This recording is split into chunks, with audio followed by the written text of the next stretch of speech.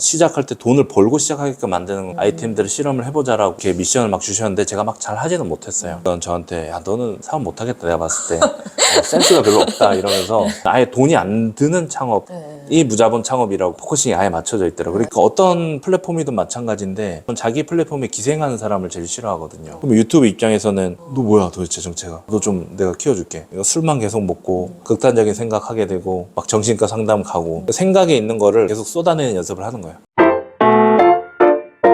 작가님이 거의 10년 넘게 10년 전부터 무자본 창업에 대해서 얘기를 하신 걸로 알고 있는데 그때 당시에는 거의 2013년이라고 하면은 거의 저 대학교 때인가 이런데 그러면은 거의 그때 스마트폰이 나온 지 그렇게 오래되지 않았을 때예요. 근데 그러면 그때 당시에 사람들이 뭐 저런 게 가능해? 뭐 영원으로 창업이 가능해? 막 다 이런 생각을 했을 거란 말이죠. 네네. 근데 작가님 같은 경우는 그런 생각을 어떻게 하게 되신 건지도 좀 궁금했어요. 그건 정확히는 제가 이제 보험 영업을 2009년부터 했었었고 그러면서 블로그 같은 걸 하면서 그 다음에 막 트위터 나오고 하면서 콘텐츠를 만들어 가지고 사람들이 모집이 되고 질문을 받을 수 있다는 거를 경험을 하고 있었었고 그 다음에 보험을 하면서 세미나를 해가지고 단체 강의를 해야지 한 번에 큰 계약을 여러 개를 막 만들 수 있다는 생각 때문에 이제 세미나를 하고 그러다 보니까는 커뮤니티 비즈니스를 해야 되는구나. 그래서 네이버 카페를 만들어서 그때가 이제 2011년, 12년도에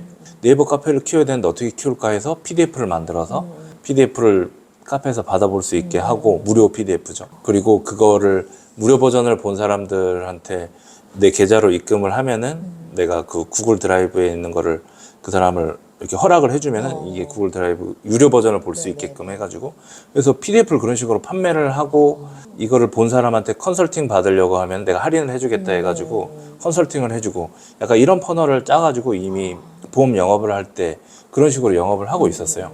그때가 2011년, 12년도였죠. 그리고 그런 모객하는 거를 트위터 이제 팔로우를 막 해가지고 10,000명 만들어가지고 금융 관련된 거 올리고 블로그 하고 그래서 이미 그때 이제 콘텐츠로 하고 PDF 판매랑 그걸로 커뮤니티를 키우고 이런 것들을 하면서 저는 어떤 세미나를 했냐면 ETF 강의 같은 걸 했었어요. 지금은 ETF가 너무 당연해졌는데 그때는 한국에 ETF가 생긴 지 얼마 안 됐던 때였고 근데 ETF가 좋았던 게 많은 걸 공부하지 않아도 얘가 알아서 리밸런싱도 해주고 공부가 필요 없는 그런 거였어요. 그러니까 애쓰지 않아도 그냥 꾸준히 떨어질 때마다 사업 모으기만 하면 되는 그러니까 애쓰지 않는 돈 버는 방식에 대해서 되게 너무 맞다라고 생각을 했었어요. 이미 그때 그런 식으로. 왜냐면 제가 그때 한참 빠져 있었던 게 이제 바닥에 갔다가 올라올 때 영향을 많이 받았던 게 이제 도덕경이나 이런 책을 보면은 무에 대한 얘기 많이 하고 그러니까 애쓰지 않는 것에 대한 그런 것에 막 푹 빠져 있었던 때였어요. 가지고 그래서 자신 있게 ETF를 도덕경이랑 연결해가지고 막 강의하고 막 그런 거에 막 빠져 있었죠. 무에. 그래서 정말 무가 가장 뭐 크고 막 그런 거에 빠져 있었는데 그때 이제 영업을 하고 마케팅을 비슷하게 했던 거죠. 그러다 보니까는 내가 이거를 가지고 보험회사의 상품을 팔아주는 거다 보니까는 내 이 마케팅 실력을 가지고 내 사업을 하는 게 낫지 않을까라는 생각을 이제 보험 영업을 하면서 사업가들을 만나다가 경험을 하게 됐고 그래서 사업을 하는 사람들을 막 만나러 다니던 때였어요. 이제 보험 영업을 하면서도 이 사람은 어떻게 사업하지? 막 자영업 하시고 뭐 하고 그런 것들을 이제 강의도 들으러 가고 책도 보고 하다가 이제 한 분을 만나게 된 거죠. 그분이 얼마 전에 상장도 하시기도 했는데 그 당시에 완전 폭삭 망하셨다가 막 친구들은 막 자살도 하시고 막 그런 본인도 그 투자를 엄청 많이 받았다가 벤처붐 때 망하시고 다시 일어나면서 이제 창업에 대한 우리나라 창업 환경에 대해서 고민을 하시면서 뭐가 문제였을까? 왜 나는 망했고 왜 내 주변 친구들은 그 똑똑한 친구들 서울대 나오고 뭐 삼성 다니고 했던 사람들은 왜 그 많은 돈을 투자받고도 망했을까? 이 고민을 하다가 돈이 너무 많아서 망했구나 라는 결론을 내리신 거예요 스스로. 왜냐면은 계속 돈을 구하러 다니는 게 본인의 일이었고 뭐 대표들은 항상 그래야 된다고 생각을 하니까 대출 잘 받아오고 투자 잘 받아오면 대표가 짱이다 이렇게 생각을 하잖아요. 계속 그 돈 안에서만 생각하게 만들고 돈에 되게 쫓기듯이 만드는 그 악순환의 고리구나 돈이 없었을 때 내가 가질 수 있는 찾을 수 있는 것들은 뭐가 있을지 실험을 해보자라고 생각했는데 이제 돈이 없어서 보일 수 있는 관점들이 더 많이 생긴 거예요. 예를 들면은 내가 어떤 비즈니스 센터나 이런 것들을 내가 하나를 인수를 하려고 하면은 막 몇십억이 들 수도 있는 건데 그렇게 하지 않고 창업하는 사람들한테 강의를 해가지고 그 그런 비즈니스 센터에 있는 그런 특정 공간을 그냥 빌려가지고 돈을 받은 다음에 강의를 해서 이 사람들이 창업할 때 그 주소지가 필요한데 그 주소지를 이 비즈니스 센터에다가 연결을 시켜가지고 돈을 벌면은 내가 굳이 이 비즈니스 센터를 세우지 않더라도 고객만 데려오면은 나는 마치 비즈니스 센터를 내 것처럼 이용할 수 있는 사람이 되는구나. 약간 이런 식의 관점 전환을 한 걸 바탕으로 사례 한두 가지를 가지고 강의를 막 하시던 상황에 제가 강의를 듣고, 제가 강의 끝나고 나서 이제 돈을 막 드리면서 같이 얘기 좀 하자. 가지고 막 질문하고 이러면서 대표님 혹시 도덕경 아시나 그랬더니 모른대요. 근데 어떻게 그런 무의 개념이나 이런 걸 하냐 했더니 자기는 물리학으로 거기까지 도달했다는 거예요. 전공이 물리학 전공이셨어요. 하고 막 분자랑 원자 얘기를 하면서 원자의 대부분은 막 다 비어 있다, 빈 공간이다.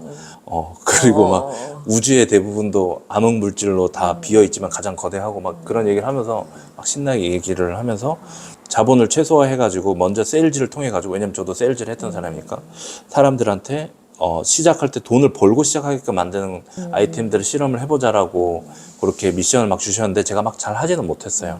근데 포기하지 않고 계속 미션을 주면 주는 대로 꾸역꾸역 하고는 있다 보니까 저한테 야 너는 사업 못하겠다 내가 봤을 때 센스가 별로 없다 이러면서.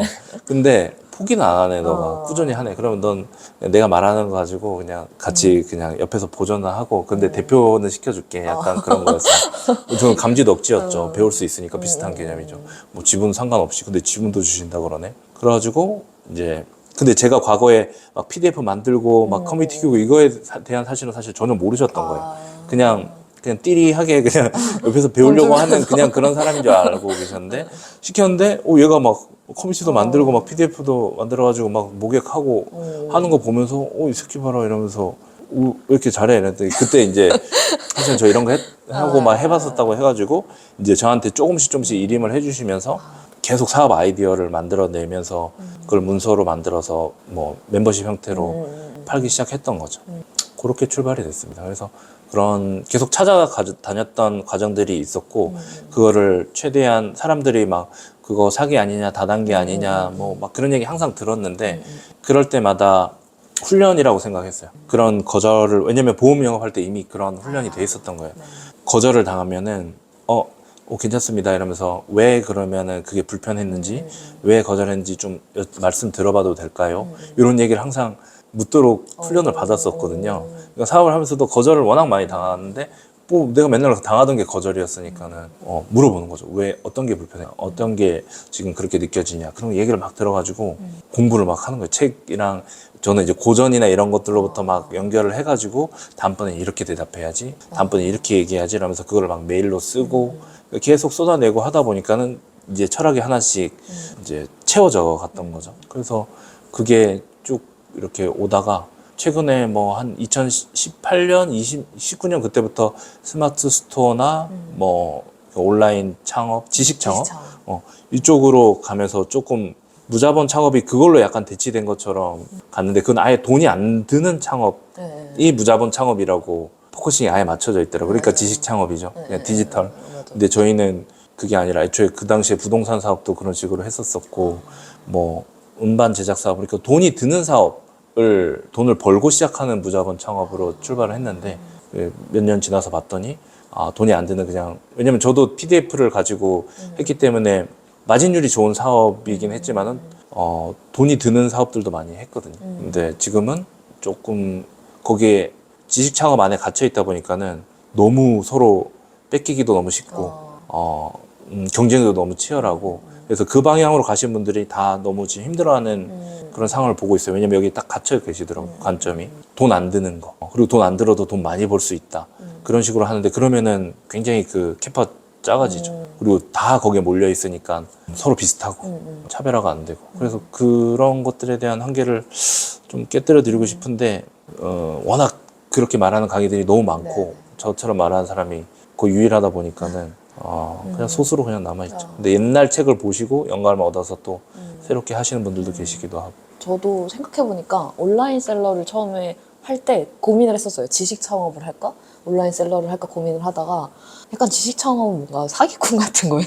제가 느끼기에는 약간 뭐가 없는 걸 그냥 이렇게 전자책을 만들어서 판다거나 약간 그런 느낌이 들어서, 그리고 내가 아직 그걸 지식 창업을 할 만큼 뭐가 쌓이지 않았다라는 생각이 들어서 차라리 나는 물건을 파는 게 낫겠다. 뭐라도 실체라도 있으니까 이거는. 그러니까 그런 생각으로 온라인 셀러를 처음에 시작을 했는데 이렇게 시작을 하고 나니까 이제 그 지식 창업을 엮어가지고 어떻게 팔 수 있는지도 알게 된 것 같아요.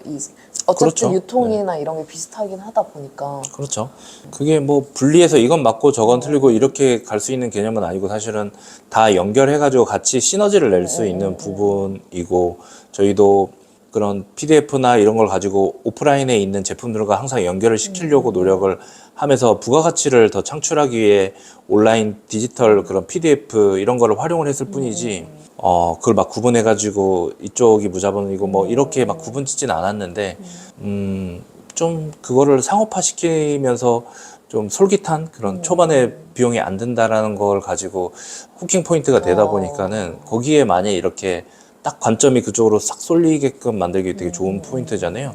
근데 아쉬운 거는 그렇게 해서 돈 잘 버는 분들은 이런 생각을 안 하는 분이에요. 그러니까 조심스럽지 않은 분들이 사실 그쪽으로 확 가감하게 막 던지는 분들이 주로 그렇게 하죠. 야, 쟤도 조작하던데, 쟤도 리뷰 조작하던데, 쟤도 뭐 카톡방에 뭐 막 질문 던져가지고 막 자기가 한 것처럼 캡처해가지고 올리던데 나도 그렇게 할 수 있지 뭐. 그러니까 아직 사업 경험이 그렇게 연그러지지 않은 상태에서 그런 식으로 약간 꼼수들을 주로 배운 사람들이 그런 약간의 죄책감 없이 막 던지는 사람들이 잘 될 수밖에 없죠. 아직 사람들이 그쪽에 대해서 세계에서 파악이 안 된 상태에서 빈틈이 많은 상태에서는. 근데 그런 분들 중에 이제 돈 잘 버는 분들이 생기고 그분들이 그 노하우를 다시 전파를 해버리다 보니까는 야수라장이 된 거죠. 뭐 쟤도 저러던데. 그러니까 막 자기가 가르친 사람이 자기 경쟁자가 되고 자기를 죽이고 이런 것이 계속 반복이 되면서 굉장히 피곤한 그런 시장이 됐죠. 좀 거기서 좀 빨리 어떤 식으로든 벗어나야 되지 않을까 이런 생각을 가지고는 있습니다. 뭐 예를 들면 진정성으로 가는 것만으로도 전 충분히 차별화시킬 수 있다 생각하는데 그걸 너무 어려워하시죠 이제. 왜냐면 꼼수부터 배웠는데 진정성으로 가기에는. 맞아요. 제가 그래서 뒤에 여쭤보려고 했던 건데, 컨텐츠를 만들면서도 약간 고민이 됐던 게, 저도 진정성 있는 컨텐츠를 만들고 싶다라고 생각을 했었는데 실제로 그 썸네일이나 이런 걸 어그로를 끌지 않으면은 조회수나 이런 게 별로 올라오지 않고, 그러다 보니까 그럼 근데 아무도 안 보는 컨텐츠가 쓸모가 있을까? 이런 생각이 들면서 자꾸 그래 썸네일이라도 어그로를 끌자 이렇게 되는 거예요. 그런 고민을 하시는 분들이 좀 있을 것 같아요. 많죠. 네. 많이 계시더라고요. 네네. 그런 거에 대해서는 어떻게 보통 조언을 주시나요? 이런 식으로 고민을 하고 스스로 자정 작업을 하려고 되돌아보는 분들이 계시기 때문에 그나마 저는 아직 희망이 있다라고 생각을 하고, 당연히 후킹이나 이런 건 필요하다고 생각을 합니다. 그러니까 시선에 띄기 위해서 당연히 뭐 되게 일부러 밋밋하게 할 필요는 없잖아요. 후킹 포인트가 있는데 그걸 일부러 빼려고 노력하는 필요는 저는 없다 생각을 해요. 장점을 부각시키고 뭐 없는 거를 그렇게 할 거가 아니면은 당연히 부각을 시켜 눈에 띄게 하는 거는 맞다라고 생각을 하는데, 너무 자극적이거나 뇌를 되게 막 마비시키는 그런 단어들을 가지고 하는 것들이 이제 피로도도 많이 심지어 이제 높아져서 효과도 별로 없는 것 같기는 하지만은, 진정성을 어필하고 싶다라고 하면 저는 내가 할 수 있는 선에서, 그러니까 내가 용납하는 선에서 후킹은 충분히 할 수 있다 생각해요. 근데 그러고 났을 때 그 콘텐츠 반응이나 이걸 보면서 실망을 하는 경우들이 생겨서 문제잖아요. 저는 그걸 극복하는 거야말로 진정성이라고 생각을 하는데, 내가 정말 진정성 있는 콘텐츠를 만들고 이게 고객들한테 도움이 되는 내용이고 그런데 더 알려주고 싶은데 너무 알려지지 않았다, 바이럴이 안 된다 생각을 하면은 그걸 극복하는 것도 진정성이라 생각하고 그거를 백업하는 콘텐츠를 더 만들어야 된다 생각을 해요. 예를 들면 어떤 거냐면은 실제로 그런 걸로 사실 성과가 났던 사례가 있긴 있었는데, 롱폼 영상을 만들어서 책 소개하는 영상을 만들어서 올렸는데 반응이 잘 안 나온 거예요.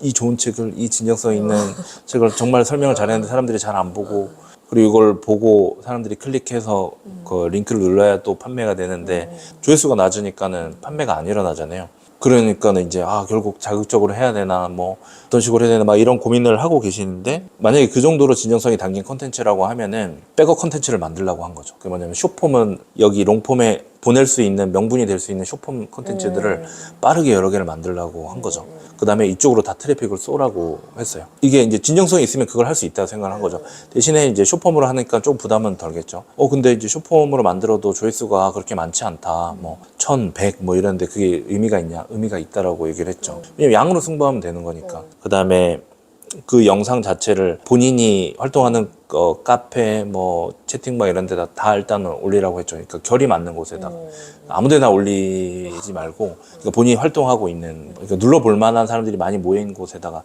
그렇게 해가지고 이제 그걸 늘린 거였어요. 시청 지속 시간을 늘린 거였어요. 왜냐하면은 그거를 그냥 광고를 태우다 보면 시청 지속 시간이 줄거든요. 근데 사람들은 그거를 알리기 위해서 광고를 태우잖아요. 그러면 혹해가지고 들어왔다가 당연히 광고니까는 낚여가지고 들어오다 보니까는 뭐 1, 2초 만에 나가잖아요. 그러니까 영상이 되게 품질이 형편없어지죠. 그러니까 그건 진정성 없는 행동이라고 생각을 해요. 그런 식으로 하는 거는. 근데 이걸 이 내용과 관련된 쇼폼 영상을 만들어가지고 더 궁금하면 이거를 확인해라라고 하는 영상들을 한 10개 정도 만들어서 여기다 트래픽을 쏘면은 당연히 지속 시간이 는다라고 생각을 하고 그걸 통해 가지고 알고리즘을 타기 시작해가지고 이제 1만 조회수 안 나오던 게 40만 조회수까지 가면서 갑자기 몇 억대 매출로 연결되기도 했었거든요. 약간 이런 식의 추가적인 어쩔 수 없어요. 진정성 있는 사람들은 시간으로 승부 보고 시간을 쓰는 걸로 증명을 할 수밖에 없는 것 같아요. 옛날엔 안 그래도 됐는데 시장이 그렇게 지금 망가져 있어 버리니까는 왜냐면 너도 나도 다 후킹으로 다 땡겨가고 있는 판이다 보니까는 그들과 똑같이 하지 않고서 이걸 이기려고 하면은 다른 방법을 써야 되는 거예요. 근데 그 방법이 정말로 내가 이걸 아끼는 콘텐츠고 진정성 있게 만들었다라고 하면은 거기서 한 번 더 진정성을 발휘를 해야 되는 그 불필요한 게 사실 생겨버려서 저도 안타깝게 생각하는데 그걸 백업하는 콘텐츠 일종의 백링크라고 보통 부르기도 하거든요. 이쪽으로 보내는 백업하는 그런 링크들을 써가지고 계속 트래픽을 만들어낼 수가 있죠. 그래서 실제로 유튜브가 잘 안 키워지고 썸네일을 막 자극적으로 안 해가지고 잘 안 되거나 이런 분들한테는 조심스럽게 이걸 계속 지속할 의향이 있는지 이런 거나 좀 진정성을 물어보고 정말 알리고 싶냐 이런 내용들을 근데 이 마음의 선은 못 넘는 거죠. 후킹을 막 세게 하는 거는 그런 분들한테는 인스타그램을 하나 더 만들어서 거기다가 긴 영상 유튜브 영상을 하나 올렸으면은 영상의 일부를 잘라서 인스타그램에 올리고 더 자세한 내용 보고 싶으면 댓글 달면 그 DM으로 자동으로 쏴주잖아요.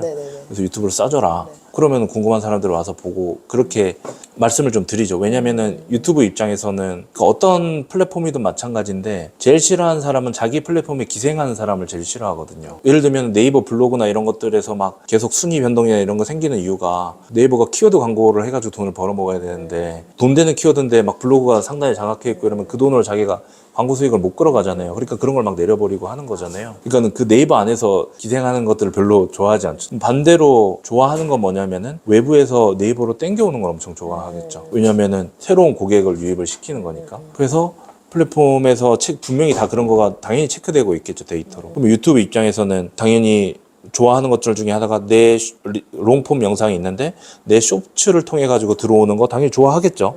근데 그거는 유튜브 안에서 유튜브로 보내는 거잖아요. 그거는 그냥 우쭈쭈 잘한다 요 근데 뭐야 이 새끼는 네이버랑 인스타에서 데리고 오고 있네? 너 뭐야 도대체 정체가? 너 좀 내가 키워줄게. 너 우리 편이네. 이렇게 되는 거죠. 왜냐면 내가 광고비를 유튜브 입장에서 내가 다른 데서 데려오려고 지금 노력하는데 지금 내가 키우는 애들은 다 지들 그 안에서 먹고 살려고 지들 생각밖에 안 하는데 넌 뭐야 도대체 정체가?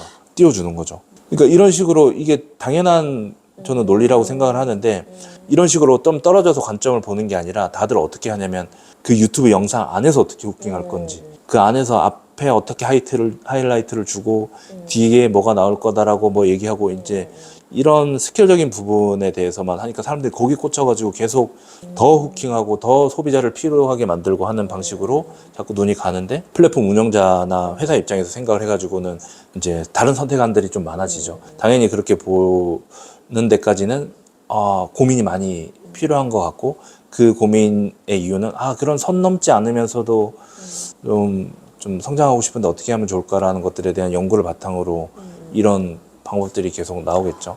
꿀팁인데요. 이거 보통 저도 그냥 유튜브 이제 뭐 조회수나 이런 게 안 나오면은 거기서 진짜 유튜브 생태계 안에서 뭔가를 어떻게 해볼까라고 생각을 하지 뭐 인스타에서 다른 이런 플랫폼에서 이렇게 땡겨오는 것까지는 별로 생각을 안 했던 것 같아요. 인스타는 인스타대로 팔로워를 늘리고 그렇죠. 유튜브는 유튜브대로 이거 구독자를 늘려야겠다라고 보통 생각을 했지 이걸 플랫폼 공급자 역할에서 생각을 해보는 것도 되게 중요하네요. 네. 그래서 저는 이제 주로 워드프레스를 하니까 워드프레스가 유튜브로 보내고 유튜브가 워드프레스로 보내고 약간 이런 걸로 서로 선순환을 시켜 놓으면은 이게 제가 인스타그램에서 유튜브로 보내는 이유가 있어요. 왜냐면 인스타그램은 검색 기반이 아니거든요. 그러니까 온라인에서 검색했을 때 검색이 되긴 되지만은 그게가 막 검색이 최적화된 네네네. 그런 그 플랫폼이 아니에요. 그 말은 무슨 말이냐면은 그냥 이제 피드 그냥 그때그때 타임라인 기반이다 보니까는 여기서 이탈이 생겨도 상관이 없는 거예요. 인스타그램에서는. 근데 유튜브에서는 그게 조금 문제가 될 수 있죠. 그러니까 왜냐면 유튜브는 검색 기반이거든요. 그리고 워드프레스도 검색 기반이고. 그래서 어딘가로 빠른 이탈을 시킬 때는 그런 검색 기반이 아닌 데서 이탈을 시켜야 되는 게 좀 좋은 거고.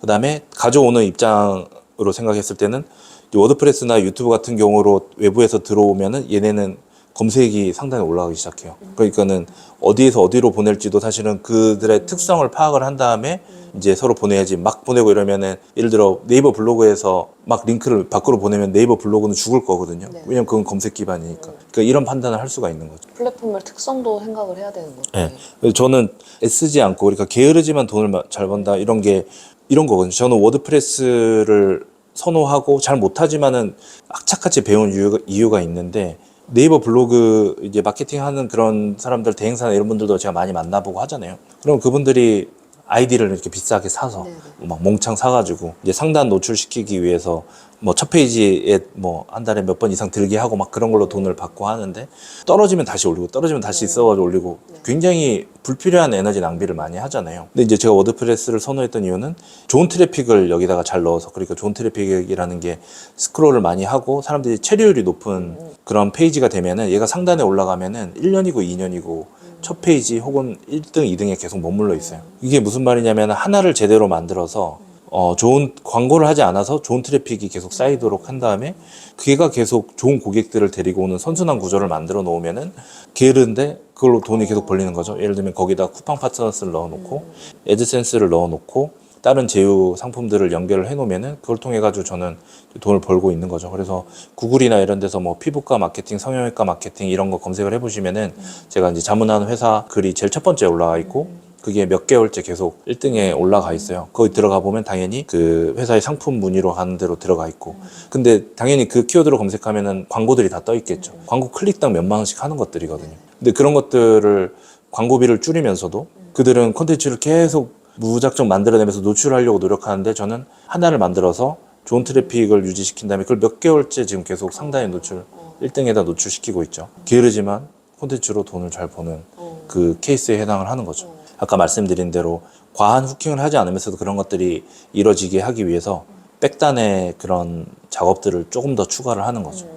좀 말이 어렵네. 근데 예, 이해는 했어요. 왜냐면은 지난번에 인터뷰 하셨던 분 중에 이제 온라인 셀러로 잘하시는 분이 있는데 그분이 했던 말도 자기가 7년 전에 소싱을 해놓은 게 아직도 돈을 벌어준다는 거예요. 약간 작가님 말씀이랑도 약간 비슷하다고 느낀 그렇죠, 게 그렇죠, 그렇죠. 하나를 제대로 만들어 놓고 오래 뽑아먹을 네, 그런 그렇죠. 구조를 만드는 게 더 좋겠다라는 그렇죠. 생각이 들었어요. 왜냐면 그런 식으로 가야 부모님들이 아이들이랑도 시간도 좀 네, 보내면서 이거 일할 때 제대로 일하고 그다음에 나머지 시간에 좀 마음 편하게 아이들이랑 시간을 보낼 수 있는 이유는 그런 것이 상당히 노출돼가지고 돈을 벌어줄 거라는 믿음이 있어야지 그게 가능하지. 이것도 써봤자 내일 또 떨어질 건데라고 하면은 당연히 계속 신경이 분산되고 불안하니까는 매번 네이버 새로운 강의 계속 듣잖아요. 로직 바뀌었다고. 네네네. 그러니까 그들만 계속 돈을 버는 거죠. 그 불안감을 이용을 해서. 뭐 물론 좋은 의도로 얘기하는 분들이 더 많다라고 생각을 하는데 저는 일부러 악순환을 그대로 유지시키는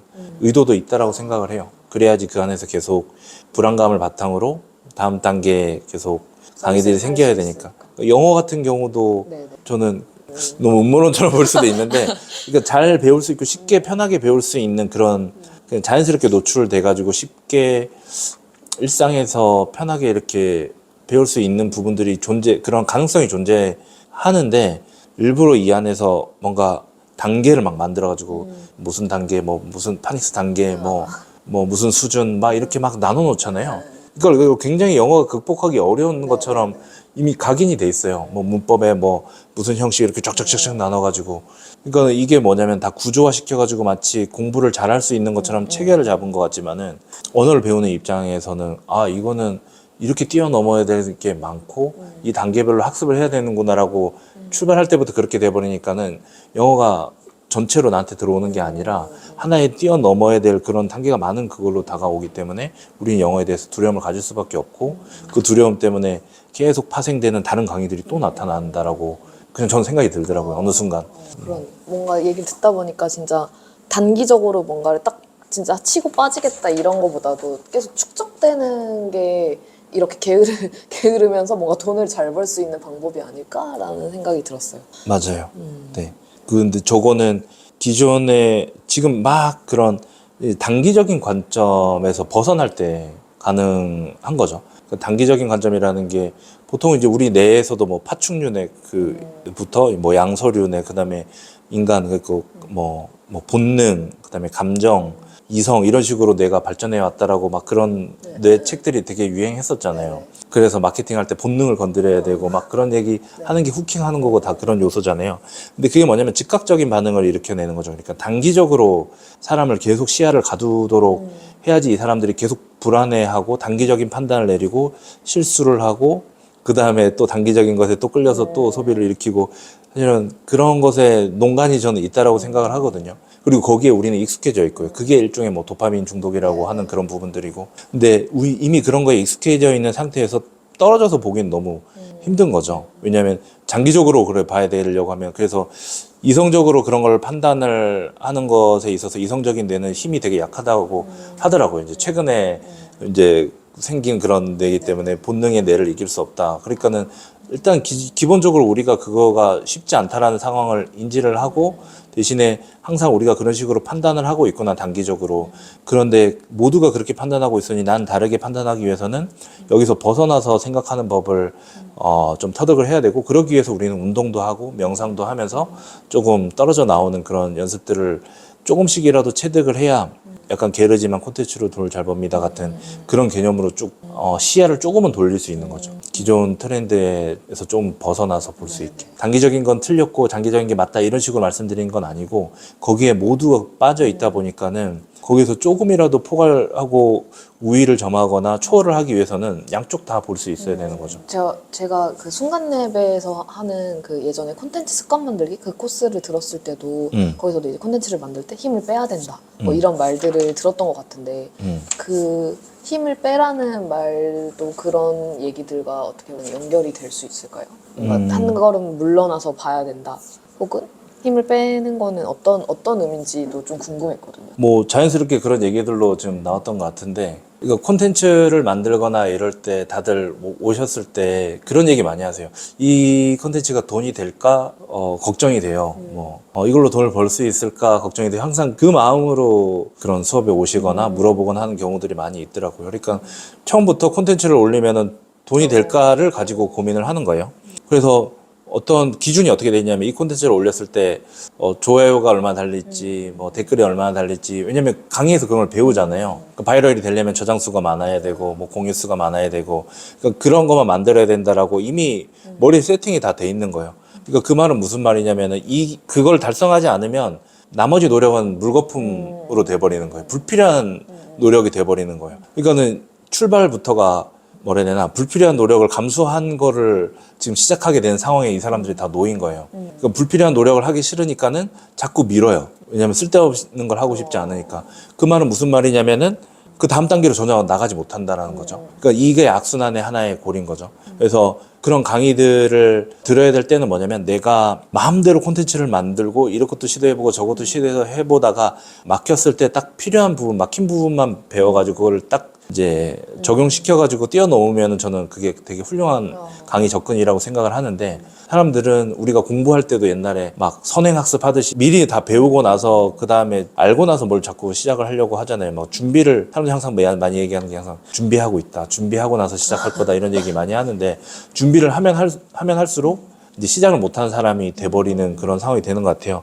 그러니까 힘이 항상 들어가 있는 거죠. 그래서 우리한테 필요한 거는 힘 뺀다는 게 뭐냐면은 콘텐츠를 만드는 것 자체의 재미를 느껴보는 거. 왜냐면 콘텐츠를 만드는 것 자체가 출력을 하는 거잖아요. 아웃풋을 내는 사람이 되는 거잖아요. 근데 우리는 항상 인풋에 익숙해져 있잖아요. 학교 다닐 때도 질문도 안 하고 토론도 안 하고 외우고 모든 게 인풋이었는데 뭔가 돈을 벌어보려고 하는 그런 상황에서 뭘 만들어내는 거 그 생산의 즐거움을 느껴보기도 전에 그 생산의 두려움부터 출발점이 그거가 돼버리는 거예요. 그러니까는 인풋만 꽉 찬 사람이 되어 있고 출력에 대해서는 완전 막혀버린 사람이 돼 있다 보니까는 아예 계속 더 구멍이 더 단단하게 막혀버리는 거예요. 근데 그거를 아주 작게부터 뚫어줘야 되거든요. 그래서 아무거나 써보는 것부터 출발해가지고 내가 이런 생각도 할 수 있었네. 뭐 이거 써보니까는 이런 느낌도 있네. 약간 아이가 처음 걸음 걷듯이 생산해내는 것들에 대한 그 첫 번째 재미를 느끼기도 전에 두려움부터 우리는 배워버리는 거예요. 시작하지 않기 위한 이유를 계속 만들어내는 거죠. 그게 힘을 주고 있는 상황이라고 저는 생각을 해요. 저는 그러니까 말도 콘텐츠라는 말 자체가 좀 그런 말 쓰는 순간 이미 두려움으로 오는 분들도 계시거든요. 그럼 저는 그냥 막 낙서 혹은 뭐 그냥 일기 막 쓰는 거 그냥 낙서해보라고 하고 그러니까 그런 식으로 써보는 것부터 아이가 아주 작은 그런 움직임 하는 것부터 출발을 시켜가지고 내가 생산을 되게 즐길 수 있구나. 모든 인간은 사실은 그 본능이 있어요. 왜냐면 우리 막 옛날 보세요. 그 낙서 같은 게 벽화나 이런 거 보면 못 그려서 안달이고 막 온 데다 다 그려놨잖아요. 그러니까 다 그런 출력에 대한 니즈가 본능적으로 우리는 인간한테 다 탑재가 되어 있는데 그걸 억눌러 놓은 거거든요. 근데 그 출발마저도 그런 식으로 두려움으로 막아놓은 거예요. 이렇게 하면 안 되고요. 공유하는 거는 돈 안 되는 거 하지 마시고요. 뭐 키워드 이건 넣어야 되는 거고요. 몇 번 반복해야 되고요. 그 시작하지 않을 이유가 너무 많이 돼버린 거죠. 그래서 저는 책 쓰기도 마찬가지고 콘텐츠 하려고 하는 분들한테 그냥 하루 일어나서 아침에 일어나서 아무거나 5분 동안 그냥 적어보라고 해요. 근데 저의 출발도 콘텐츠 출발은 글쓰기였는데 제가 글쓰기를 할 수밖에 없었던 이유는 제가 생각이 너무 많아가지고 불면증 때문에 잠을 못 자고 그랬었거든요. 그게 이제 보험 영업할 때. 그 미래에 대한 불투명한 거부터 시작해서 내가 공부했던 세상과는 다르고 부모님이 그 세상에 대해서 잘 아는 것 같지도 않고 내 주변 선후배도 그 대학교에서는 막 1학년 할 때 4학년 되게 높아 보이고 막 이러는데 내가 4학년 됐는데 뭐 딱히 다른 것 같지도 않고 불안하니까 책 계속 보면 책은 막 들어오는데 알 것 같은데 뒤죽박죽이고 이거는 막 미칠 것 같고 이거 술만 계속 먹고 극단적인 생각하게 되고 막 정신과 상담 가고 잠은 안 오고 완전 악순환이죠. 근데 저는 그렇게 사는 청년들이 지금도 많을 거라고 생각해요. 저 같은 사람이 과거에. 근데 제가 그때 딱 다행으로 잡았던 건 뭐냐면 펜을 들고 그냥 빈 큰 스케치북에다가 막 글을 쓰기 시작했던 거였어요. 큰 빈 종이에다가. 그러니까 그런 식으로 정신과에서 해보라고 한 거예요.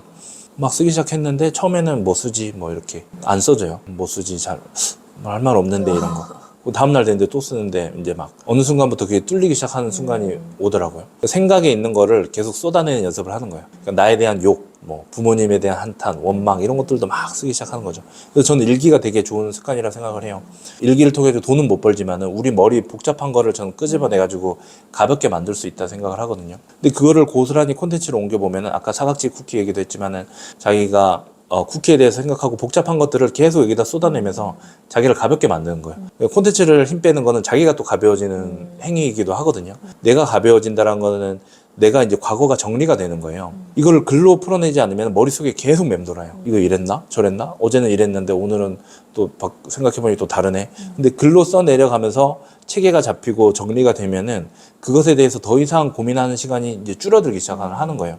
그러면 나는 더 이상 과거에 얽매이지 않고 그 다음부터 준비를 할 수가 있고 앞으로 나아가는 경험을 할 수가 있게 돼요. 그러니까 콘텐츠는 저한테 그런 의미고 다른 사람들한테도 그런 즐거움을 줄 수 있고 어떤 성장과 깨달음의 도구가 될 수 있는 귀한 방식이라고 생각을 하는데 그 출발부터 시작하는 게 아니라 돈 안 되면 콘텐츠 의미 없어로 출발을 해버리니까는 힘이 잔뜩 들어가 버리고 시작을 못하게 되는 그런 상황이 돼서 그렇지 않다라는 것을 얘기로도 하고 게으르지만 콘텐츠로 여기서도 당장 시작할 수 있는 것부터 출발을 하도록 계속 권장을 하는 거예요.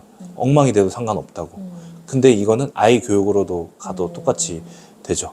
무조건 뭐 맞춤법을 맞춰야 되고 틀리면은 지적하고 이런 게 아니라 일단은 쓰는 재미를 느끼도록 해야지 그 다음 단계로 갈 수 있는 거잖아요. 아이들 육아를 하다 보니까 어른들도 똑같구나. 그러니까 어른들이라고 그냥 뭐 모양만 어른이지 아이일 때 배워 있는 그 상태 그대로 어른이 된 거거든요. 그냥 지식만 늘어났을 뿐이지. 그러니까 어른들이 학습하는 방식이 아이들과 다를 이유가 하나도 없어요. 그럼 그들한테도 당연히 걸음걸이 하듯이 하나하나 알려줘야 되는데 마치 어른들은 그 지식이 많이 차 있으니까 거기를 기반으로 간다라고 생각하지만은 어른들이 그래서 훨씬 더 못 배우죠. 머리만 커졌기 때문에. 네. 그렇죠. 제가 좀 흥분을 한 것 같습니다. 얘기하다 보니까 너무 재밌게 듣고 있어요 지금. 흥분을 하고 있네요. 텔레비전 보면서도 우리 핸드폰 하고 모든 것에 사람들은 집중하지 못해요. 오직 종이책 볼 때만 사람들은 딴짓을 못해요. 아내가 이제 안정적인 직장에서 좀 오래 다녔다라는 거. 그러니까는 완전 관점이 되게 많이 다른 거예요. 우리 걸 똑같이 카피해가지고 따라 한 사람들도 그대로 복사해가지고 그러다 보니까 회사 이름에 우리 이름이 들어가 있는 거예요. 그러면서 이거를 극복하고자 하는 사람들, 니즈가 있는 사람들이 있는데 그들한테 좀 조심스럽게 천천히 전달을 계속 해보고 싶어요.